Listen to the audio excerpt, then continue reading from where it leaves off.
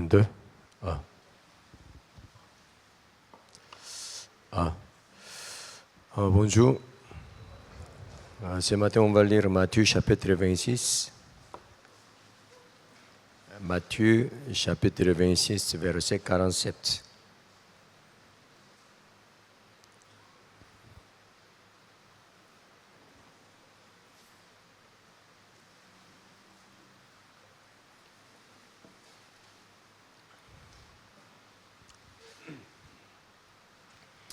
Comme il parlait encore, voici Judas, l'un des 12, arriva et avec lui une foule nombreuse, armée d'épées et de bâtons, envoyés par les principaux sacrificateurs et par les anciens du peuple. Celui qui les livrait leur avait donné ces signes. Celui que je baiserai, c'est lui. Saisissez-le. Aussitôt, s'approchant de Jésus, il dit « Salut, Rabbi » et il les baisa. Jésus lui dit « Mon ami, ce que tu es venu faire, fais-le. » Alors ces gens s'avançaient, mirent la main sur Jésus et les saisirent. Et voici un de ceux qui étaient avec Jésus, étendit la main et tira son épée, il frappa le serviteur du souverain sacrificateur et lui emporta l'oreille. Alors Jésus lui dit, remets ton épée à sa place, car tous ceux qui prendront l'épée périront par l'épée. Penses-tu que je ne puisse pas invoquer mon Père, qui me donnerait à l'instant plus de 12 légions d'anges? Comment donc s'accompliraient les Écritures d'après lesquelles il doit en être ainsi? En ce moment, Jésus dit à la foule, vous êtes venus comme après les brigands, après un brigand, avec des épées et des bâtons pour vous emparer de moi. J'étais tous les jours assis parmi vous enseignant dans le temple et vous ne m'avez pas saisi. Mais tout cela est arrivé afin que les écrits des prophètes fussent accomplis. Alors tous les disciples l'abandonnaient et prirent la fuite. Amen.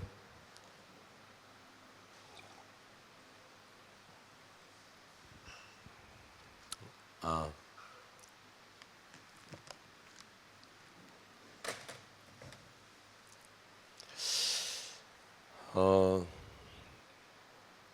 Et à travers ce qu'on a lu tout à l'heure, on peut savoir la mentalité de Jésus et puis comment il vit. C'est-à-dire, ce qui nous contrôle, ce qui nous dirige, ce n'est pas la situation, c'est ce qui est dans notre tête, ce qui est dans notre cœur. Et donc, à travers ce que Jésus pense, à travers ce qui est dans le cœur de Jésus, on peut savoir pourquoi il a agi comme ça. Heureusement, ici, Jésus a tout expliqué, donc on pourrait bien comprendre comment Jésus a vécu lorsqu'il était sur la terre.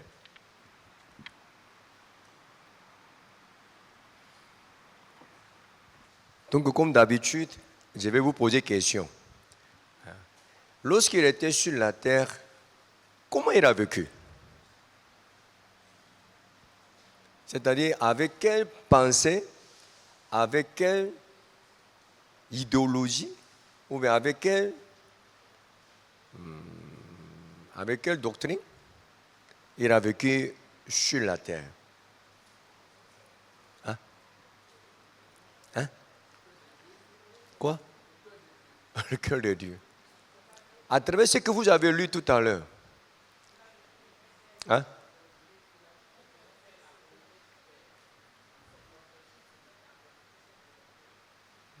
C'est selon la volonté de Dieu. Et puis,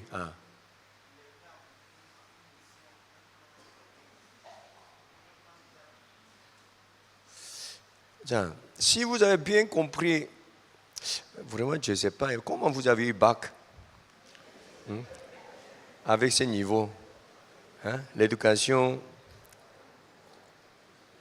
des Côte d'Ivoire est en danger. Hein? Je n'ai pas demandé d'inventer quelque chose. Seulement, il faut trouver la réponse dans ce qu'on a lu.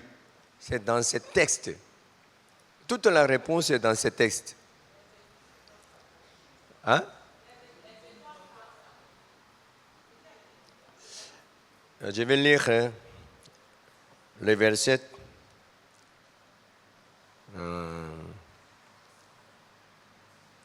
53. Le verset 53. Penses-tu que je ne puisse pas invoquer mon Père qui me donnerait à l'instant plus de 12 légions d'anges? Vous savez que selon la volonté de Dieu, il doit être tué, c'est-à-dire il doit être crucifié. Ça, c'est la volonté de Dieu. C'est ça, hein? Mais ici, ce qui est étonnant, Jésus a dit, penses-tu que je ne puisse pas invoquer mon Père? Invoquer mon Père, pourquoi? Qui me donnerait à l'instant plus de 12 légions d'anges.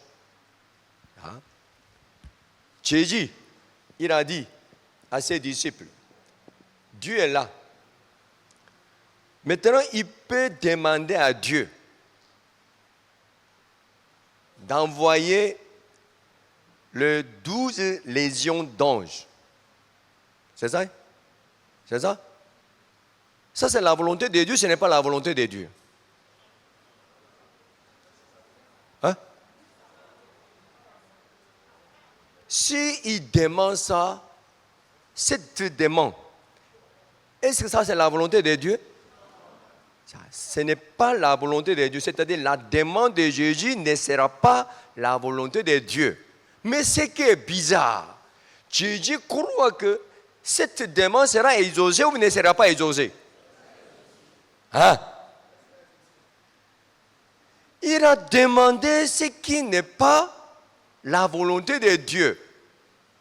Mais il croit que Dieu va exaucer. Est-ce que ça c'est compréhensible? Hein?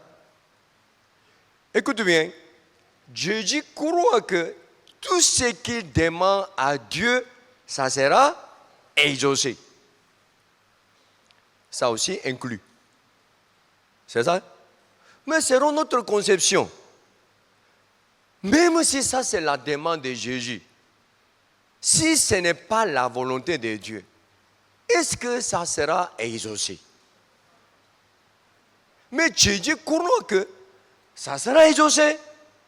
Dieu va réagir. Amen. Amen. Mais il dit, le verset 54, comment donc s'accompliraient les Écritures d'après lesquelles il doit en être ainsi? Ça veut dire quoi? Je ne peux jamais demander quoi que ce soit, ce qui est au-delà de ce qui est écrit dans la Bible. Vous comprenez ou ne comprenez pas? Vous comprenez? C'est-à-dire, je vois la relation entre Jésus et Dieu. Dieu, il exauce tout ce que Jésus demande. Vous comprenez? Vous comprenez ou ne comprenez pas? 100%. 100%. Tout ce que Jésus demande, il exauce. Il réagit à l'instant. Vous comprenez? Ça, c'est la relation entre Dieu et Jésus. Mais dans le cœur de Jésus, il y a une base qui est stabilisée, qui est fondée. C'est quoi? Je ne demande jamais si ce n'est pas biblique. Vous comprenez ou ne comprenez pas? Hein? Beaucoup de personnes parlent de la pensée positive. Nous devons avoir la pensée positive. Si nous pensons positivement, tout sera réalisé. Parce que ce que nous pensons positivement sera réalisé. Est-ce que vous avez entendu cette chose? Donc, il parle beaucoup de la pensée positive, la pensée positive. Hein? Et c'est vrai. Hein? Si nous pensons positivement, notre pensée positive, ça sera réalisé. Hein? Non. Aujourd'hui, je vais vous parler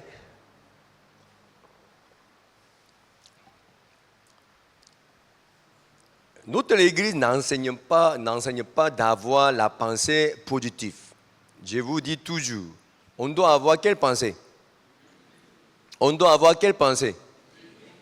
La pensée biblique. La pensée biblique est différente de la pensée positive.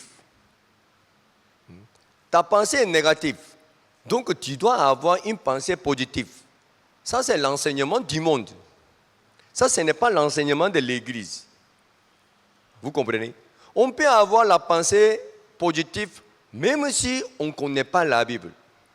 Mais on ne peut jamais avoir la pensée biblique sans savoir ce qui est écrit dans la Bible. Donc, pour avoir la pensée biblique, forcément, on doit connaître ce qui est écrit dans la Bible. Vous comprenez? Oui, de temps en temps, on donne le cours sur le changement de mentalité. Donc, on parle souvent la pensée positive. Mais en réalité, j'ai dit la vérité. Il n'y a pas de... Comment? Il n'y a pas d'efficacité à 100%. Donc, je vais prendre certains exemples. Pourquoi on doit avoir la pensée positive? Je vais lire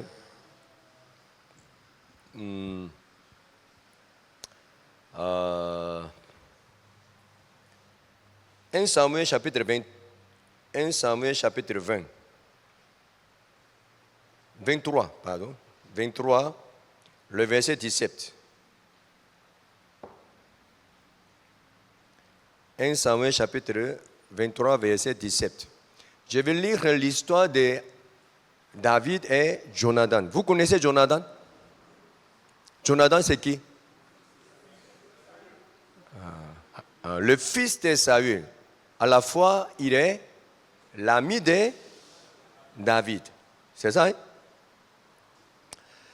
1 Samuel chapitre 23, verset 17. Et lui dit, ne crains rien, car la main de Saül, mon père, ça veut dire qu'il est en train de... Qui est en train de parler? Jonathan, il est en train de parler. Et lui dit, lui c'est qui? David. Ne crains rien, David, car la main de Saül, mon père, ne t'atteindra pas.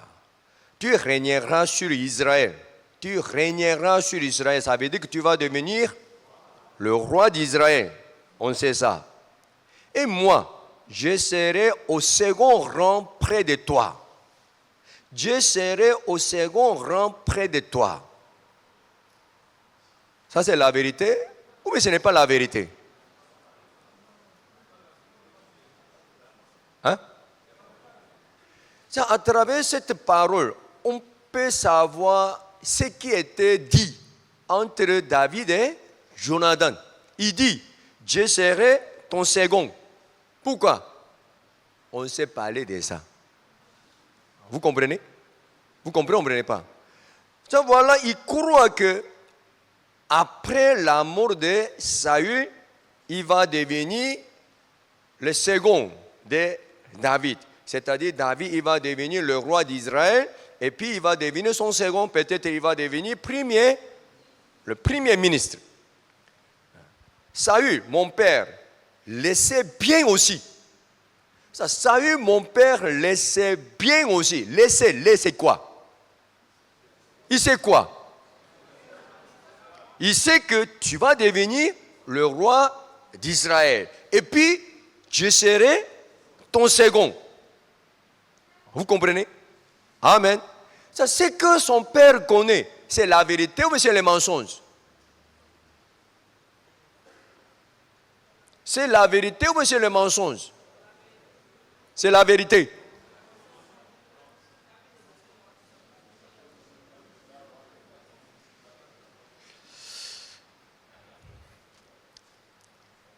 On va lire le chapitre 20, verset 13.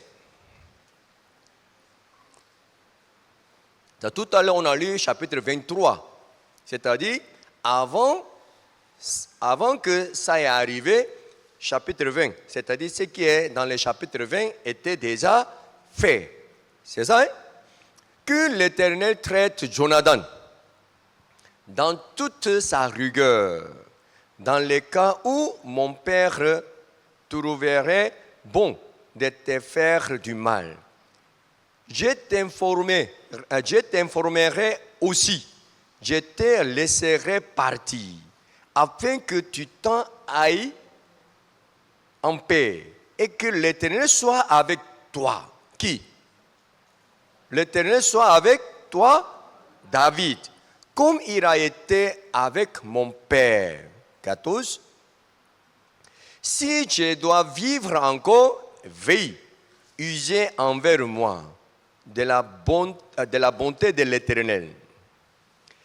Et si je meurs, ne retire jamais ta bonté envers ma maison, pas même lorsque l'Éternel retranchera chacun des ennemis de David de dessus la face de la terre.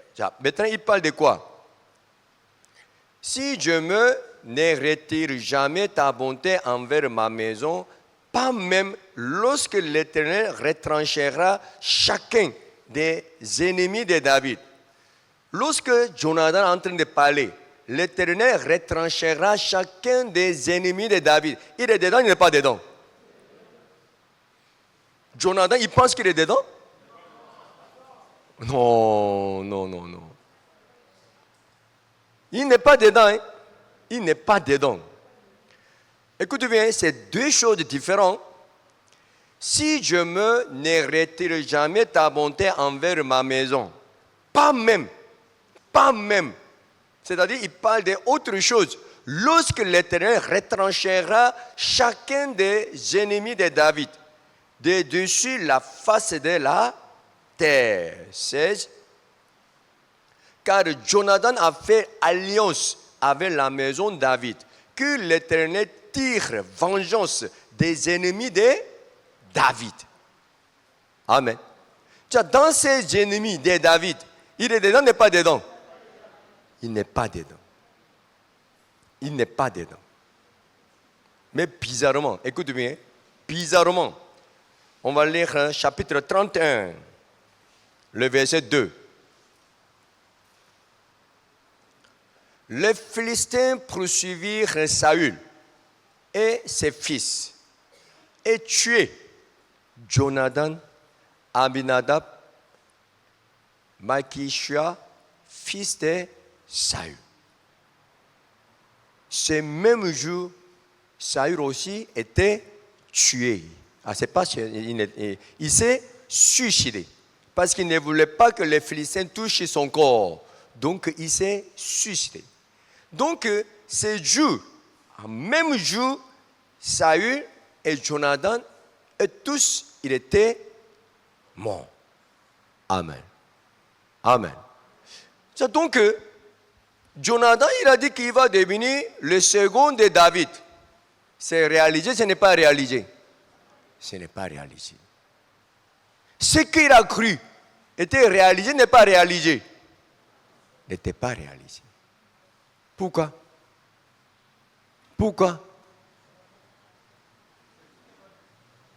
Parce que ce n'était pas biblique. Qu'est-ce qui n'était pas biblique? Écoute bien, Jonathan, oui, il a aimé David. Mais Jonathan, qui a aimé David, il était toujours avec qui? Il était avec qui? Avec Saül. Si vraiment il aime David, s'il est vraiment légende de David, il doit être avec qui? Avec David. Mais en étant avec Saül, il croit qu'il va devenir le second de David. Ça, c'est sa pensée, sa propre pensée. Oui, sa pensée était positive. Oui, dans sa pensée, il y a des vérités. Mais dans sa pensée, ce n'était pas, c'est-à-dire, dans sa pensée, ce n'est pas que la vérité seulement était là. Le mensonge aussi était mélangé dans la vérité. Vous comprenez? Oui, David, il va devenir le roi d'Israël. Ça, c'est la vérité. Mais il croit qu'il va devenir son second. Pourquoi? Parce qu'il aime David. Mais en réalité, il était avec qui? Il était avec Saül. Si vraiment il a cru que Dieu était avec David, Dieu a abandonné Saül, il devait suivre David en laissant Saül. C'est pas ça? Mais sa vie n'était pas biblique. Même si sa pensée était positive, il va devenir le second de David. Oui, sa pensée était positive. Mais malheureusement, sa pensée n'était pas biblique. Et puis, son comportement aussi n'était pas biblique. Pourquoi sa pensée n'était pas biblique? Tout à l'heure, j'ai dit que tout notre comportement vient d'où? Vient de notre pensée. Amen. Vous comprenez? Malheureusement, ce qu'il a pensé n'était pas biblique. Donc, tout ce qui était passé dans sa vie n'était pas réalisé. Amen. Pourquoi? Ce n'était pas biblique. Amen. Ça veut dire que même si Jonathan il a aimé David, même s'il était le côté de David, malheureusement, il a vécu avec Saül. Toujours, il était avec Saül. Même s'il a connu que Dieu était avec David, mais il ne voulait pas reconnaître que Dieu a abandonné Saül. C'est-à-dire, Dieu n'est pas avec Saül. En ce moment-là, s'il est vraiment la personne qui suit la volonté de Dieu, il doit être avec qui? Il doit être avec qui? Il doit être avec David. Mais il était lié avec Saül à travers la relation humaine. C'est-à-dire, dans sa pensée, il y a la pensée humaine et puis il y a la pensée spirituelle. Deux pensées étaient mélangées. Donc, sa pensée ne peut jamais être biblique. Amen. Oui, il a pensé positivement, mais sa pensée n'était pas biblique. Donc, tout ce qu'il a pensé était réalisé, n'était pas réalisé. N'était pas réalisé. Pourquoi? Ce n'était pas biblique.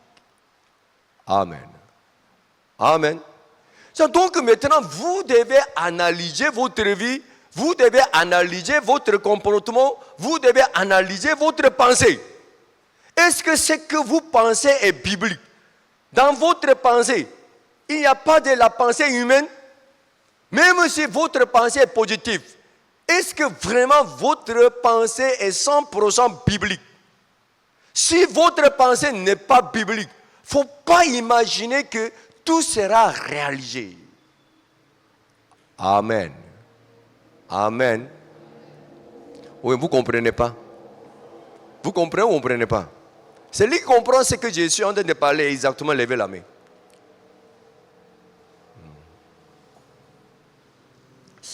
Votre main seulement comprend ou bien? Hein? Vos yeux sont...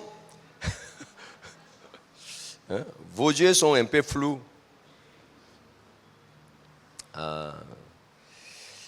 Je vais lire Matthieu chapitre 27, le verset 3.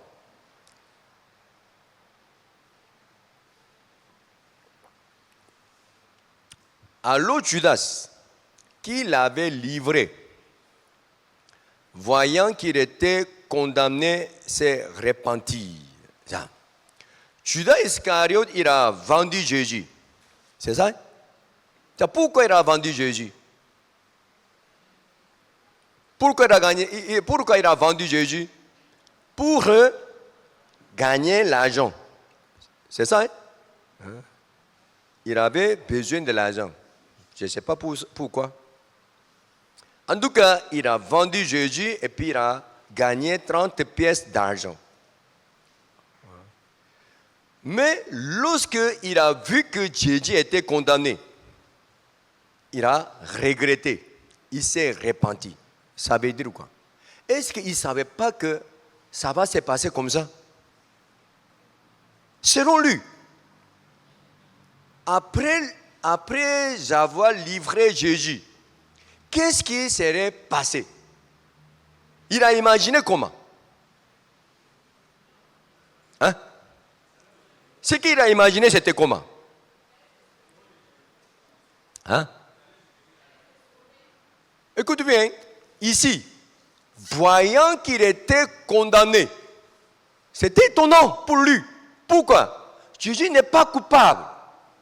Même s'il a vendu Jésus selon lui, puisque Jésus est innocent, ils ne pourront pas le condamner. Parce qu'on ne peut pas condamner une personne sans raison. Vous comprenez? Puisque selon lui, Jésus est innocent, même s'il est libre, même s'il l'a vendu, il va sortir parce qu'il est innocent. Parce qu'il n'y aura aucune personne qui va trouver un argument pour condamner Jésus. Parce que tout ce qu'il a fait, c'était bon. Il a guéri les malades, il a ressuscité les morts, il a fait plein de miracles. Dans tout ce qu'il a fait, on ne trouve pas un argument pour l'accuser. C'est ça, hein? Amen. Donc, il a livré Jésus avec un cœur léger. C'est-à-dire, il a cru qu'il va sortir. Parce qu'ils ne pourront pas trouver les arguments pour l'accuser. Mais voilà, c'était mal tourné. Voyant qu'il était condamné, tué, je ne savais pas. Je ne savais pas que ça sera mal tourné comme ça. Et il s'est repenti et rapporta les 30 pièces d'argent aux principaux sacrificateurs et aux anciens, sans utiliser 5 francs. Il a restitué tout ce qu'il a pris avec eux. C'est ça, hein? Amen. Le verset 4. En disant, j'ai péché en livrant le sang innocent. Jésus est innocent. Je n'ai jamais imaginé qu'il sera condamné. À cause de quelle raison? Avec quel argument? Non, ce n'est pas possible. Je n'ai jamais imaginé qu'il sera condamné. C'est-à-dire, pour juste gagner un peu l'argent, il a livré Jésus.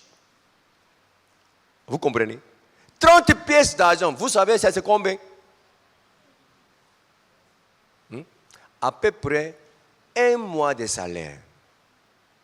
À peu près 1 mois de salaire. Ça veut dire que pour gagner 300 000 ou bien maximum 400 000 ou bien 500 000, il a livré Jésus. En pensant légèrement, en pensant que tout va se passer comme il a pensé. Sa pensée était positive ou négative? Hein? Positif. Amen. Mais c'était mal tourné. Donc, en disant, j'ai péché en livrant le sang innocent. Il répondit, c'est-à-dire qui? Les sacrificateurs. Ils ont répondu, que nous importe? Cela te regarde. Ça veut dire quoi? Que nous importe? Cela te regarde. Maintenant, tu es venu en remettant cet argent que tu as pris avec nous pour nous condamner. Comme si c'est nous qui avons initié cette chose. C'est toi qui voulais vendre Jésus, ce n'est pas nous. Vous comprenez? Ce que nous importe, sera tes regards. C'est toi qui as initié toutes ces choses. C'est toi qui as programmé toutes ces choses. C'était ton plan. C'est ce que tu voulais. 5. Judas jeta les pièces d'argent dans le temple, se retira et alla se pendre. Il n'a jamais imaginé que Jésus sera condamné. Et puis, il n'a jamais imaginé que ce jour-là, il va se pendre. il va se suicider. Il n'a jamais imaginé. Ça veut dire quoi? Même si notre pensée paraît bonne, voilà, je livre Jésus, je gagne 30 pièces d'argent, ils vont chercher certains arguments pour le condamner. Finalement, ils ne pourront pas les trouver. Donc, ils vont les livrer. Donc, Jésus sera libéré tout à l'heure, et puis, je gagne 30 pièces d'argent. Donc, on n'a rien perdu. C'était sa pensée. Vous comprenez? Mais ce n'était pas réalisé. Pourquoi? Ce n'était pas biblique. Ce n'était pas biblique. Vous comprenez pas? Jésus, il ne demande jamais ce qui n'est pas biblique. Pourquoi? Parce qu'il est spirituel? Parce qu'il n'est pas charnel? Non. Il sait que ce qui n'est pas biblique ne sera jamais réalisé. Donc il ne demande pas. Donc il ne demande pas. Ce qui n'est pas biblique ne peut jamais aller loin. Ça va tomber. Vous comprenez pas? Amen. Je vais lire une autre parole. Un roi. 1 Roi chapitre 1, le verset 5.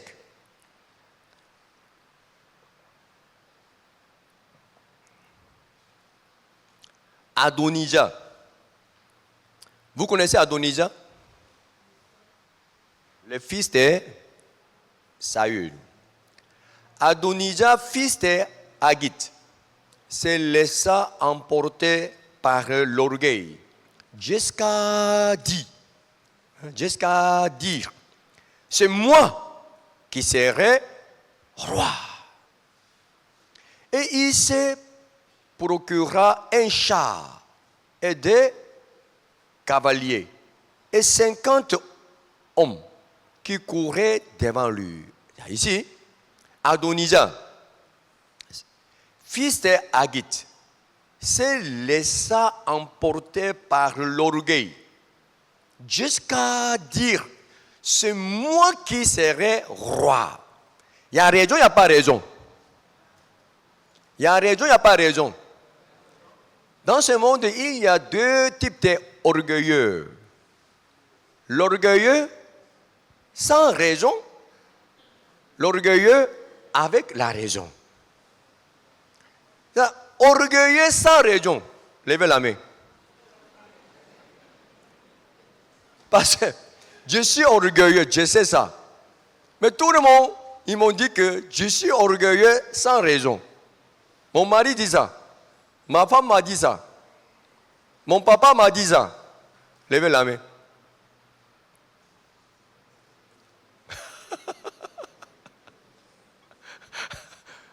Il n'y a personne.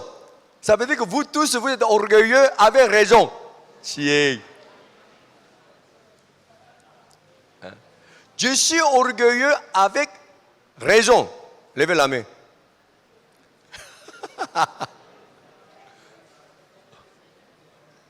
Ça veut dire que les restes, vous n'êtes pas orgueilleux. Vous êtes humble. C'est ça, hein? Suivant. Son père ne lui avait de sa vie fait un reproche. Son père qui? David. David ne lui avait de sa vie fait un reproche en lui disant, pourquoi agis-tu ainsi? Adonijah était. En outre, très beau de figure. Et il était né après Absalom. Écoutez bien. Absalom et Adonijah, hein? Ils sont même chose, mais ils sont différents. Hein? Son père, on va mettre la parole. Son père ne lui avait de sa vie Son père ne lui avait dit sa vie. Ça veut dire quoi? Pendant toute sa vie, il n'a jamais entendu un reproche de David. David qui? Un homme spirituel. Supposons, en vivant avec Pasteur Bach, si je n'étais jamais reproché, je suis un homme charnel ou bien je suis un homme spirituel? Hein? Je suis un homme charnel ou bien je suis un homme spirituel? Hein? Je suis un homme spirituel. Je suis un homme spirituel. Pasteur Bach, quand même, vous connaissez, il est un homme spirituel. Ce n'est pas il est un père simple. Voilà, il y a un père qui n'est pas spirituel, c'est-à-dire un père général. En vivant avec son enfant, il ne reproche pas. Si il ne fait pas du mal, ça veut dire que même s'il n'est pas spirituel, il ne dit rien. S'il n'a pas fait du mal. Vous comprenez? C'est-à-dire, celui qui ne pêche pas, celui qui fait du bien seulement, est totalement différent de celui qui est spirituel. Vous comprenez ou vous ne comprenez pas? Vous comprenez ce qu'il a dit? Même s'il n'a jamais fait du mal physiquement, selon la raison de l'homme, ça ne signifie pas qu'il est un homme spirituel. Vous comprenez? Même si je n'ai jamais fait du mal, en étant avec Pasteur Bach, je serai reproché. Pourquoi? Je ne suis pas spirituel. Vous comprenez ou vous ne comprenez pas? Pasteur Bach, il se fâche contre certains pasteurs. Ce n'est pas qu'ils ont volé, ce n'est pas qu'ils ont commis d'adultère, ce n'est pas qu'ils ont menti. Non. Ils ne sont pas spirituels. Ils ne vivent pas par la foi. Vous comprenez ou vous ne comprenez pas? Vous comprenez? Donc, cette estimation, ce n'est pas l'estimation humaine. Ça, c'est l'estimation de David qui est spirituelle. Amen. Donc, Adonijah est totalement différent d'Absalom. Absalom, il est un homme parfait humainement. Mais Adonijah est différent d'Absalom. Vous comprenez ou vous ne comprenez pas? Amen. Il est un homme spirituel. Donc, David même, il n'a jamais dit quoi que ce soit dans sa vie. Pourquoi tu as fait ça? Il n'a jamais dit ça. Amen. Vous comprenez? Donc, il peut croire que qui sera le successeur de David? Lui. Parce qu'il croit que c'est lui qui agit selon le cœur de David. Amen. Vous comprenez? À quel moment David peut dire, il ne faut pas faire ça? S'il n'agit pas selon le cœur de David. Vous comprenez ou vous ne comprenez pas? Par exemple, voilà, nous voyons les travaux qui sont ici. Un frère, il a travaillé depuis le matin jusqu'au soir. Il a travaillé. Mais j'ai crié sur lui. En disant, pourquoi tu as fait ça? Ça veut dire quoi? Je suis en train de le reprocher. Ce n'est pas qu'il a dormi, ce n'est pas qu'il n'a pas travaillé. Il n'a pas travaillé selon mon cœur. Est-ce que vous comprenez ou vous ne comprenez pas? Amen. On va lire encore. Son père ne lui avait de sa vie fait un reproche en lui disant, pourquoi agis-tu ainsi? Ça veut dire qu'il a agi selon le cœur de David. Amen. Amen. Donc, il peut croire que c'est lui qui est la personne qui agit selon le cœur de David, qui est spirituel. Amen. Vous comprenez ou vous ne comprenez pas? Donc, il va devenir le roi d'Israël, il ne pourra pas devenir le roi d'Israël. Hein? Il va devenir le roi d'Israël, il ne pourra pas devenir le roi d'Israël. Hein? Le verset 7. Il eut un entretien. Il eut un entretien. Avec qui? Joab. Joab, il est qui? Joab, il est qui? En ce moment-là, il était le chef de l'armée. Il est le chef de l'armée d'Israël. Chef d'Amazon. C'est ça? Avec Joab, fils de Sheruja, et avec les sacrificateurs Abiadal. Voilà. C'est prêt ou ce n'est pas prêt? Tout est prêt. Il était avec le chef de l'armée. Et puis, il était avec les sacrificateurs Abiadal. Et il embrassait son parti. 8. Mais les sacrificateurs Shadok, Benadja, fils de Jéhojada, Nathan, le prophète Shimei, Rei, et les vaillants hommes de David ne firent point avec Adonijah. Mais ça peut créer des problèmes, ça ne créera pas de problème. Ça ne créera pas de problème. Pourquoi? Le chef de l'armée est là. Et puis, le sacrificateur, il est là. Donc, il a besoin de quoi encore? Hein? Il a besoin de quoi encore? Il n'a pas besoin de ces gens de personnes. Vous comprenez? Donc, il ne voulait même pas s'associer avec eux. Il a continué son chemin. Amen. Le verset 9. Adonijah, tu as des brebis, des bœufs et des veaux gras près de la pierre de Jéhélet, qui est à côté dans Rogel. Et il invita tous ses frères, fils du roi, et tous les hommes de Juda au service du roi. Maintenant, il a invité ceux qui sont nécessaires pour qu'il puisse devenir le roi d'Israël. Amen. Le verset 10. Mais il n'invita point Nathan, le prophète, ni Benadja, ni les vaillants hommes, ni Salomon, son frère. Pourquoi? Sans eux, il peut devenir le roi d'Israël. C'est vrai, mais ce n'est pas vrai. C'est vrai, mais ce n'est pas vrai. C'est vrai. C'est vrai. Sans eux, il peut devenir le roi d'Israël. Sans faute, sans souci. Mais il y a un problème. Il y a un problème. C'est quoi? Le verset 11. Alors Nathan dit à Bathsheba, mère de Salomon, c'est-à-dire la femme de David, n'as-tu pas appris qu'Adonijah, fils de Haggith, est devenu roi? Il a utilisé quoi? Passé composé. Est devenu roi.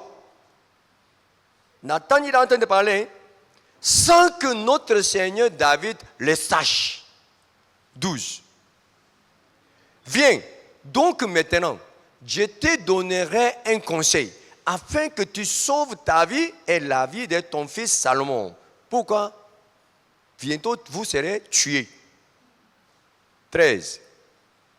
Va, entre chez le roi David et dis-lui au roi mon Seigneur, n'as-tu pas juré à ta servante en disant Salomon, ton fils régnera après moi et il s'assiera sur mon trône. Pourquoi donc Adonijah règne-t-il? Ça veut dire quoi? Adonijah, il a préparé toutes choses, mais ces plans ne seront jamais réalisés. Pourquoi? Pourquoi? Il n'avait pas la promesse de David. David a promis que qui sera le roi d'Israël? Qui? Cette promesse est venue d'où? Venue de Dieu. Dieu a choisi Salomon pour le roi d'Israël.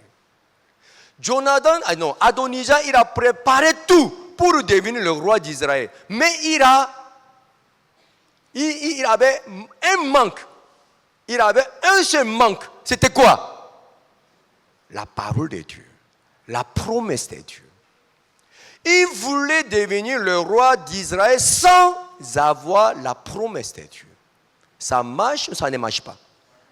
Ça ne marche pas. Pourquoi? Ce n'est pas biblique. Ce n'est pas biblique. Tout est prêt. Tout est préparé. Toutes les personnes sont là pour qu'il devienne le roi d'Israël. Ceux qui ne sont pas avec lui, ils ne peuvent jamais créer de problèmes. Pourquoi? Ils sont méprisables. C'est-à-dire, voilà, Adonijah, il est assis sur le trône. Et puis il peut les enlever. Il peut les tuer. Sans problème. Amen. Donc Adonijah, en voyant tout ce qui était avec lui, il était vraiment assuré qu'il va devenir le roi d'Israël. Sans problème. Le chef de l'armée est là. Et puis, les sacrificateurs là. Et puis voilà, il y a beaucoup de personnes qui étaient avec David, qui sont avec David. Ils sont là. Et puis tous les fils du roi, ils sont là. Sauf Salomon. Ceux qui sont avec Salomon, ils ne peuvent jamais créer de problèmes. Donc, selon lui, il est déjà devenu le roi d'Israël. Mais il a oublié que Dieu a déjà choisi qui? Salomon comme le roi d'Israël.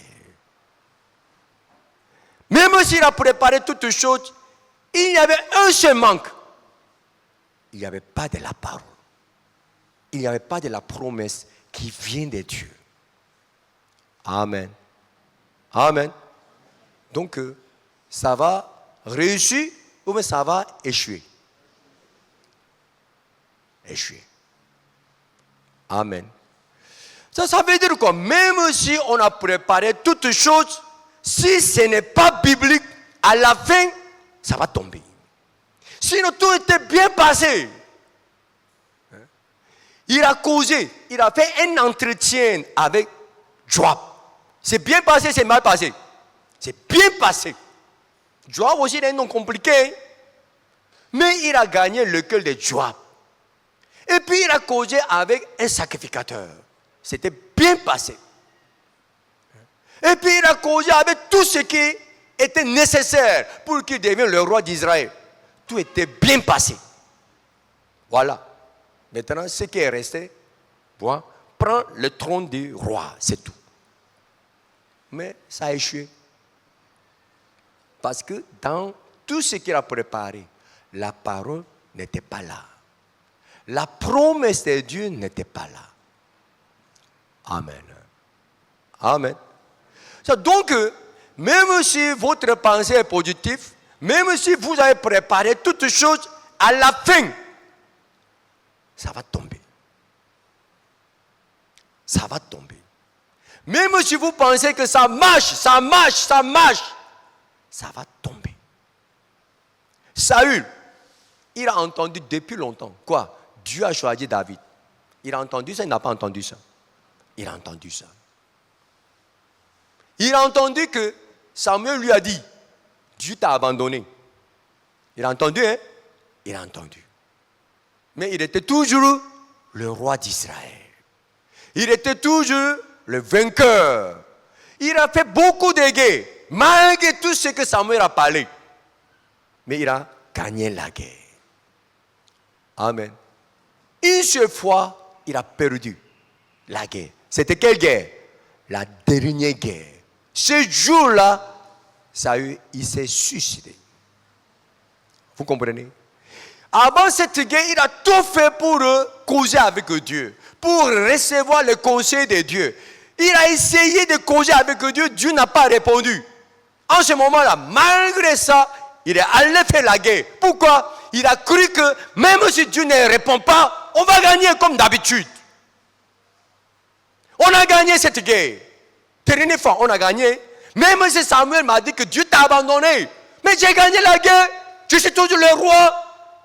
Il a dit ça depuis quand? Depuis longtemps, il m'a dit ça. Mais je suis le roi, je suis toujours vainqueur. Mais il n'a jamais imaginé que ça va tomber. Mais ça est tombé. Il est tombé. Il s'est suicidé. Donc vous devez prendre ça vraiment sérieusement. Même si ce que vous planifiez marche, comme ce que vous imaginez, ça va tomber. Amen. Amen. Pourquoi? Si ça ne tombe pas, personne ne pourra croire en Dieu. Personne ne croit en Dieu. En lisant la Bible, nous pouvons avoir la confirmation. Voilà. En lisant l'histoire d'Abraham, en lisant l'histoire de David, en lisant l'histoire de Joseph, en lisant l'histoire de Judas Iscariot, en lisant toute l'histoire, la foi qui était dans notre cœur, la connaissance qui était dans notre cœur est confirmée de plus en plus fortement. Pourquoi? Tout était passé comme ce qui était dit dans la Bible. Tout était passé bibliquement. Il n'y a rien qui est passé en méprisant ce qui est écrit dans la Bible. Ça n'existe pas. Ça veut dire quoi? Sur la terre, ça c'est la même chose. Jusqu'à aujourd'hui. Amen. Vous comprenez? Donc, en lisant la Bible, vous devez savoir cette chose. Mais, vous devez savoir une chose. Ah non, je vais parler un cas encore. 1 Roi chapitre 2 Samuel chapitre 17. 2 Samuel chapitre 17. C'est presque le même cas. Hein? 17. Le verset 1.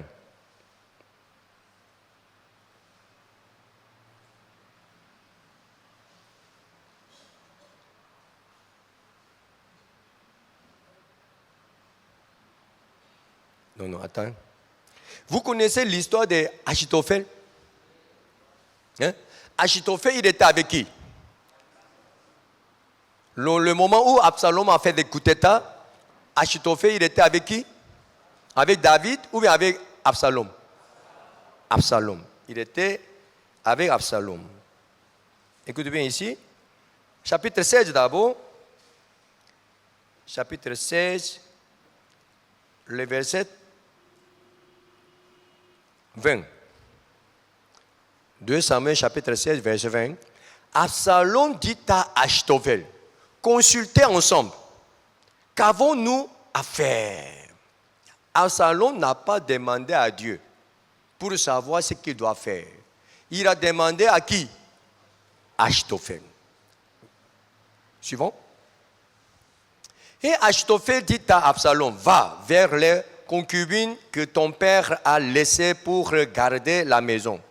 Ainsi tout Israël saura que tu t'es rendu odieux à ton père. Et les mains de tous ceux qui sont avec toi se fortifieront. On dressera pour Absalom une tente sur le toit, et Absalom alla vers les concubines de son père, aux yeux de tout Israël.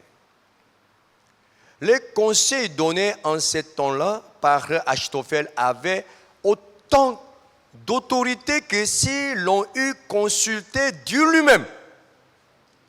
Il en était ainsi de tous les conseils d'Achitophel, soit pour David, soit pour Absalom. Vous voyez comment il est intelligent? Hein? C'est-à-dire, ce qui sort de sa bouche était même chose que ce qui sort de la bouche de Dieu. Ça veut dire que sa connaissance, son intelligence était une conscience divine, une connaissance divine. Vous comprenez? Son intelligence était une intelligence divine. C'est-à-dire, ce qui sort de sa bouche, ce qui est dans sa tête, était la même chose que ce qui était dans la tête de Dieu. Donc, il est vraiment un homme extraordinaire. Chapitre 17, le verset 1. Achitophel dit à Absalom, laisse-moi choisir 12 000 hommes. Je me lèverai et je poursuivrai David cette nuit même. Il a proposé ça. Mais Absalom, il a écouté d'autres personnes en méprisant, en laissant l'idée d'Achitophel. Donc, Achitophel, comment il a réagi? Le verset 23.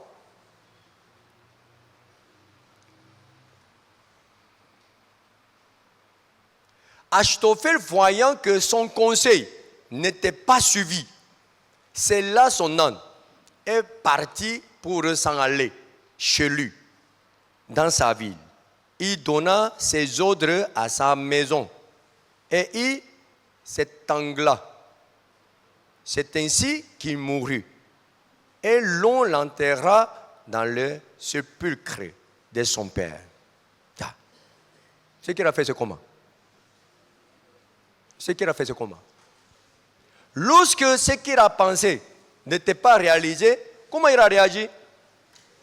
Comment il a réagi? Il s'est suicidé. Il s'est suicidé.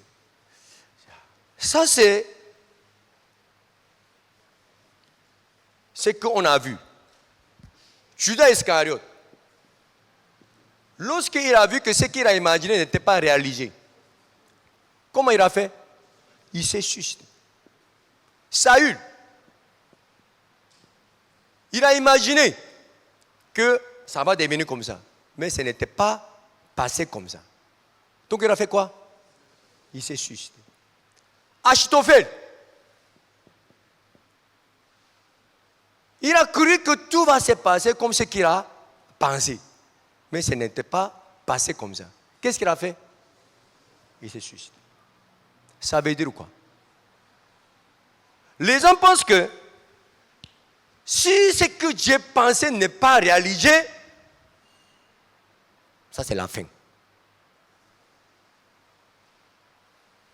Vous comprenez? Beaucoup de personnes agissent comme ça. Voilà, je me suis marié. Mais ce n'est pas passé comme ce que j'ai imaginé. Il fait comment? Divorcé! Divorcé! Ça, ce n'est pas la vie que j'ai imaginée. Ce n'est pas ce que j'ai pensé. C'est fini! Je suis entré dans une compagnie. J'ai imaginé que ça va se passer comme ça. Je travaillerai avec cette manière. Voilà, je serai payé comme ceci, comme ça. Ce n'était pas passé comme ce qu'il voulait. Comment il fait? Il dépose la lettre de démission. C'est fini! C'est fini! C'est ça? Lorsque nous voyons certaines choses qui ne passent pas comme ce que nous voulons, on pense que c'est fini. C'est fini. C'est gâté. On n'a même pas besoin de penser encore. C'est fini. Si c'est fini, c'est fini. Celui qui agit comme ça, levez la main. Celui qui agit comme ça, levez la main. Si je vois que ce n'est pas ce que j'ai pensé, ce n'est pas ce que j'ai imaginé, donc on prend en même temps, comment? La conclusion, c'est fini.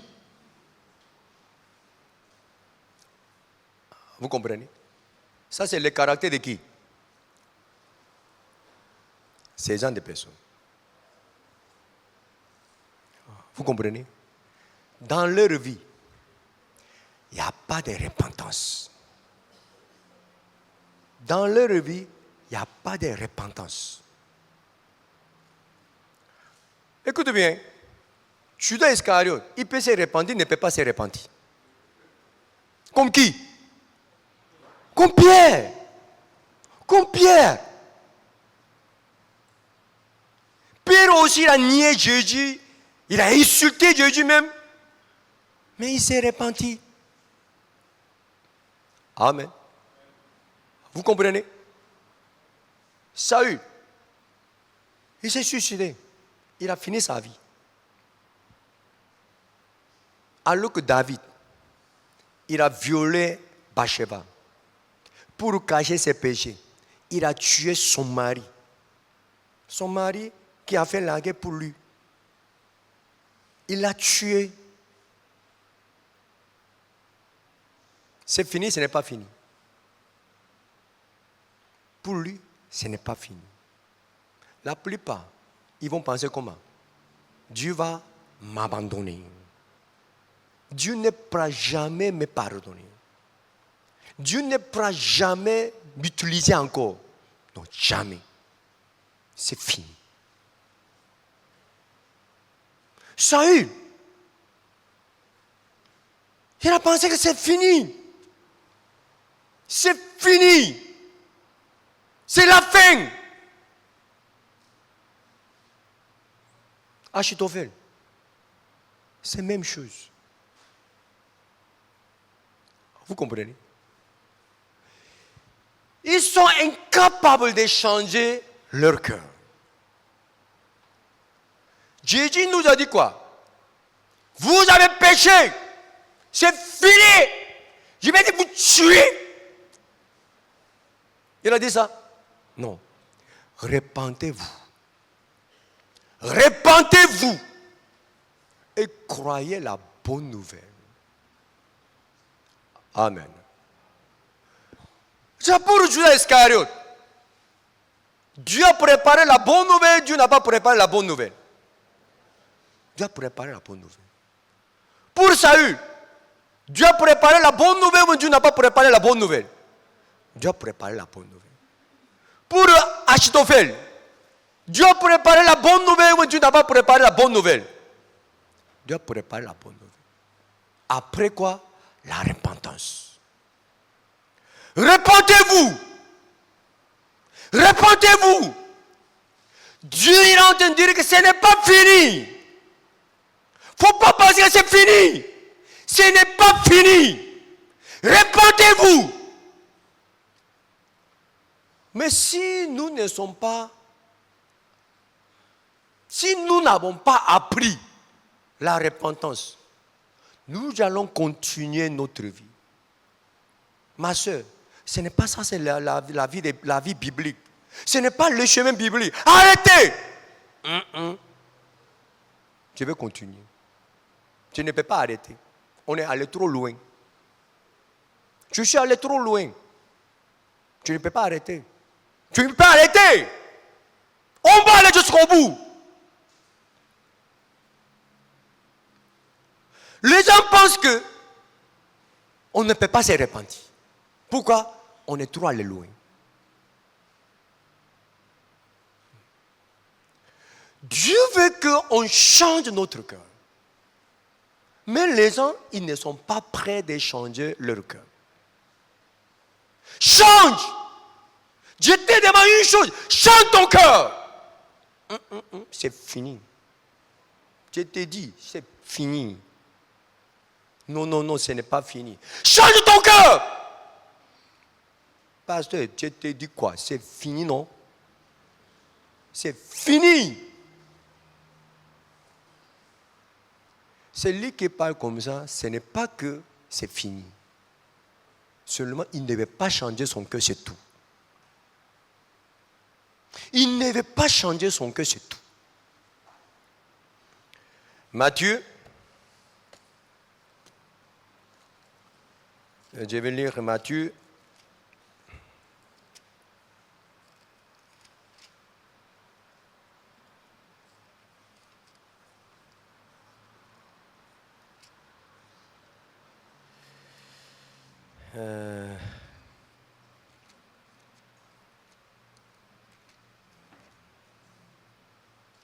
Matthieu chapitre 21.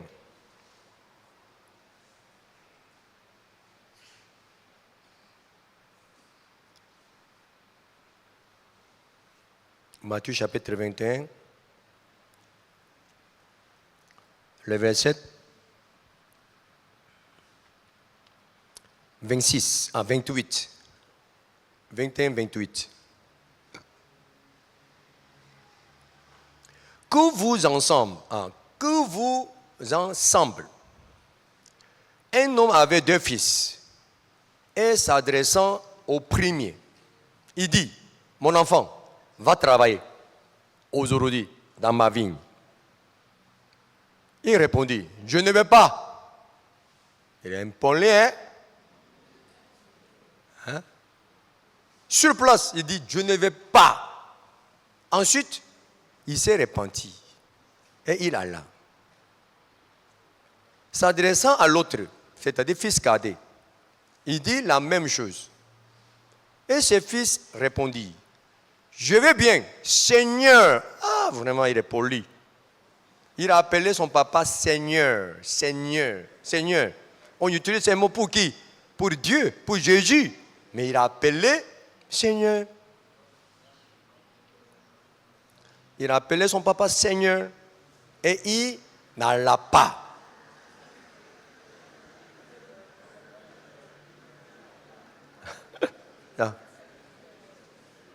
Il y a deux enfants. Le premier, il dit quoi? Premier, il dit quoi? Je ne veux pas. Je ne veux pas. Et puis, il dit quoi? Il est allé. Deuxième, je vais bien, mon Seigneur. Il n'est pas allé.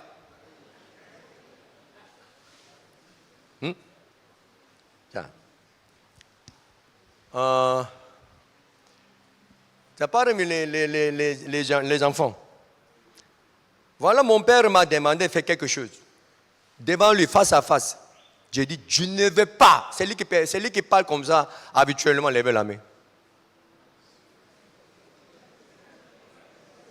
Si je ne veux pas, j'ai dit, je ne veux pas. Donc, je vais demander ici. Mon enfant est comme ça, lève la main. Mon enfant, qui est dans ma maison, qui mange ma nourriture. Lorsque je lui demandais de faire ça, il dit face à face, il dit je ne veux pas. Mon enfant est comme ça, levez la main.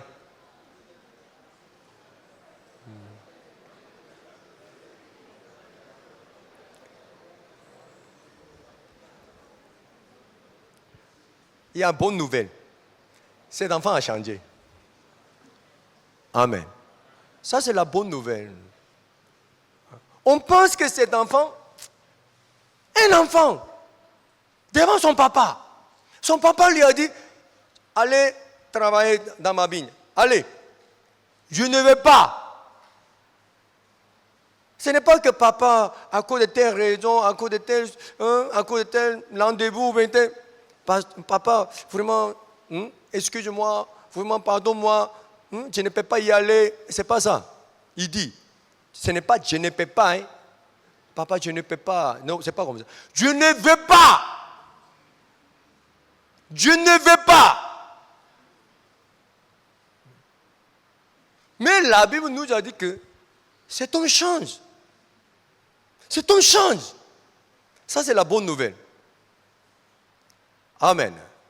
Vous pensez que votre enfant qui est en train de dire comme ça ne changera pas. Peut-être vous pensez comme ça. Hey, mon enfant, il ne change pas. Hein? J'ai tout fait, mais il ne change pas. Il est impoli même. Il ne change pas. Même si vous pensez comme ça, selon la Bible, il a changé. Il a changé comment? La Bible nous a dit quoi? Il s'est repenti. Il s'est repenti. Il s'est repenti, ça veut dire quoi? Hein? Ça veut dire quoi? Il dit, je ne veux pas. Je ne veux pas. Il a agi selon ce qu'il voulait. Mais, c'est même faisant. Son cœur a changé. Pourquoi? Pourquoi? Si Dieu vit selon ma pensée, je mourrai. Il a expérimenté ça. J'ai quitté l'église en croyant que Dieu va travailler pour moi. 100%.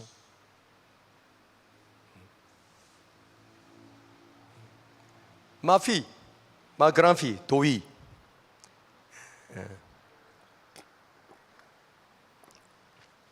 elle me soutient. Elle est mon supporteur.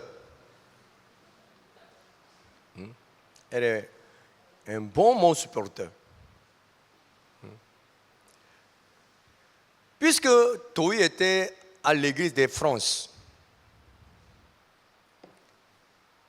le pasteur de Europe, ils ont poussé Toi pour qu'elle puisse entrer dans leur groupe. C'est-à-dire, elle est mon supporter, n'est-ce pas? Donc, tu dois quitter ton père et puis tu dois agir comme nous. Sinon, tu vas quitter cette maison. C'était le lieu, puisqu'elle a habité à l'église, tu bénéficies de l'église et puis tu es le supporter de ton père. C'est pas bon. Si tu veux supporter ton père, il faut quitter. Elle m'a appelé. J'ai dit, il faut quitter. Il faut laisser ton étude même. Viens chez moi. Dieu est avec moi. J'ai dit à ma fille de laisser son étude. Tellement j'étais dans l'assurance. Tellement j'avais de la foi que Dieu est avec moi. Vous allez voir comment Dieu travaille dans ma vie. Vous allez voir. Tellement j'avais de l'assurance. Je voulais qu'elle laisse son étude pour me joindre. Elle va voir les miracles de Dieu. La puissance de Dieu.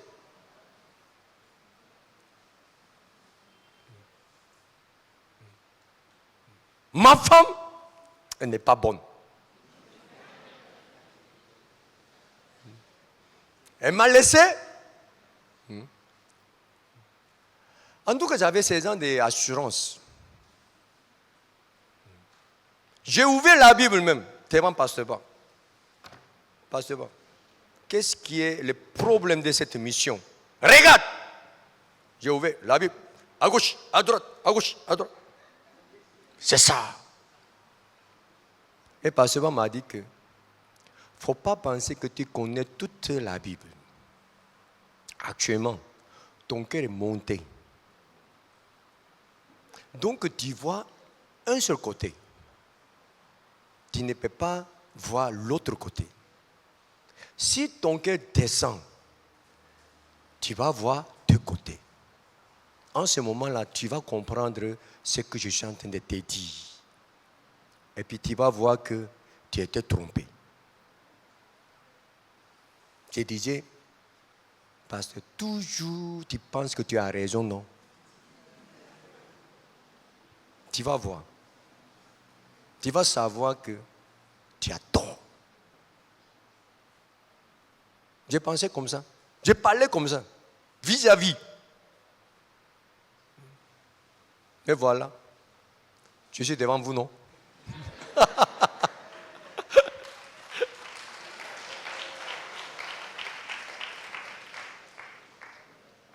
Donc je suis bien placé pour vous dire que ce n'est pas la fin. Ce n'est pas fini. On peut se repentir. En disant, je ne vais pas. Il avait raison. Mais ce même faisant, il a compris qu'il avait tort. Et il s'est repenti. Ce n'est pas trop tard. On peut se repentir. On peut prendre le chemin biblique. Amen. Amen. Franchement, je disais aux gens, il faut me montrer ce qui est biblique. Je suis prêt de suivre, parce que je suis fatigué. Vraiment, j'étais fatigué. Parce que ça ne tourne pas comme ce que j'ai imaginé. Mais je ne pouvais pas retourner parce que je ne vois pas ce qui est biblique. Mais un jour, j'ai causé et puis j'ai vu ce qui était biblique. Et je pouvais retourner. Il n'y a rien que...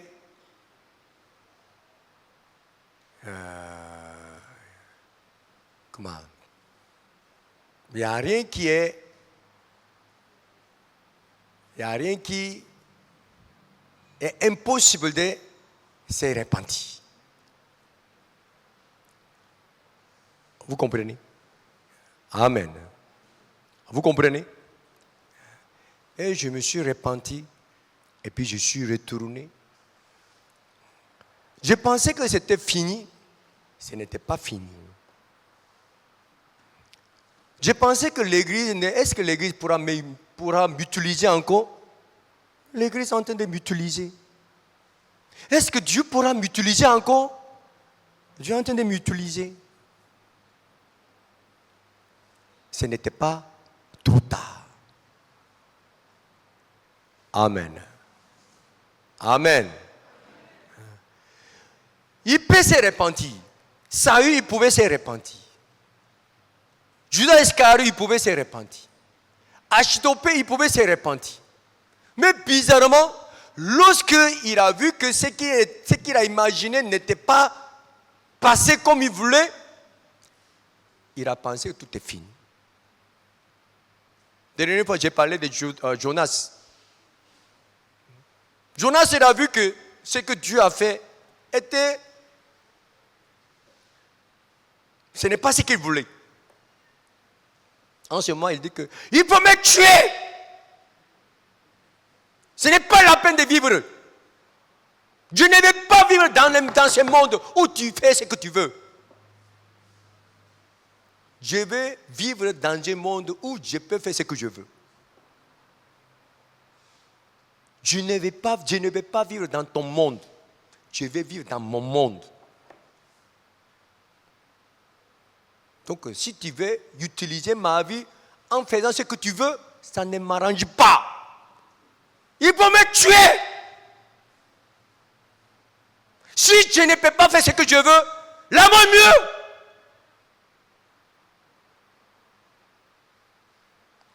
Amen.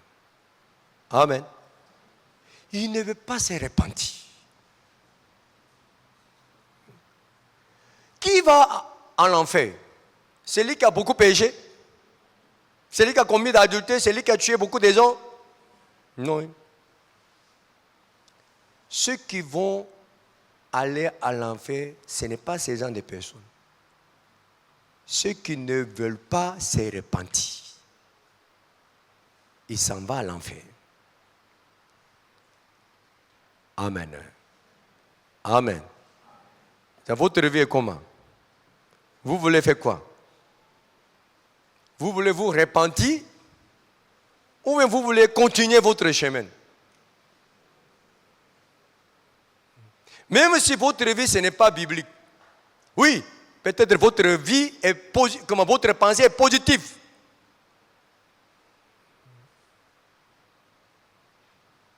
Mais si ce n'est pas biblique, il ne faut pas aller loin. Il ne faut pas continuer. Amen. Vous comprenez, vous ne comprenez pas? Vous avez compris? Vous avez bien compris? Et donc, en tout cas, je veux que la parole seulement dirige votre vie. Sinon, nous allons regretter. Je suis reconnaissant que Dieu m'a donné une occasion de me repentir. Donc, je suis en train de bénéficier de cette vie avec tous mes enfants. Sinon, ma vie était finie. La vie de ma famille était finie. Mais Dieu nous a unis encore. Dieu nous a donné la vie encore pour continuer notre vie dans sa volonté, dans sa promesse.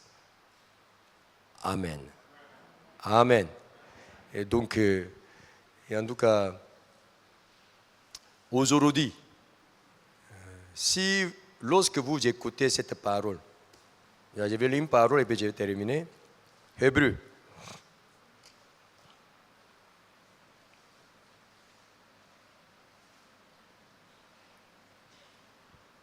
Chapitre 4.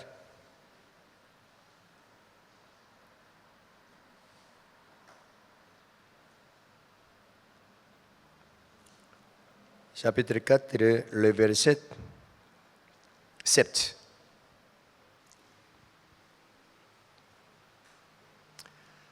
Dieu fixe de nouveau un jour, aujourd'hui, en disant dans David, si longtemps après, comme il est dit plus haut, aujourd'hui, si vous entendez sa voix, n'endurcissez pas vos cœurs.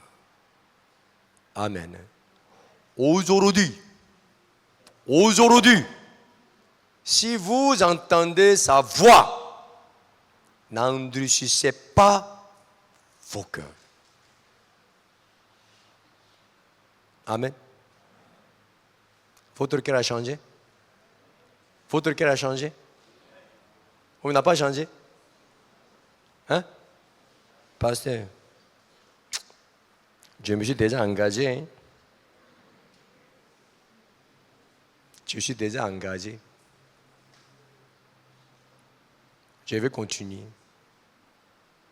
Il ne faut pas penser comme ça. N'endurcissez pas vos cœurs aujourd'hui. Amen. Prions. Seigneur, merci. Aujourd'hui, tu nous as donné la parole. Vraiment, je veux que cette parole nous dirige. Nous ne sommes pas la victime. Nous sommes toujours les bénéficiaires. Il n'y a aucune personne qui est devenue la victime en écoutant ta parole. Toujours, nous avons bénéficié de ta parole. Seigneur, aujourd'hui, tu nous as parlé. Vraiment, je veux que tous ceux qui sont ici écoutent cette parole pour bénéficier de cette parole. Aujourd'hui, tu veux changer notre cœur. Aujourd'hui, tu veux travailler dans notre vie. Vraiment, je veux que tu travailles fidèlement pour que tous nos frères et sœurs puissent suivre ta voie. Parce que tu nous donnes la dernière chance pour qu'on puisse bénéficier de tout ce que tu as préparé pour nous. Vraiment, je confie toutes choses entre tes mains. Merci Seigneur, je prie au nom de Jésus-Christ. Amen.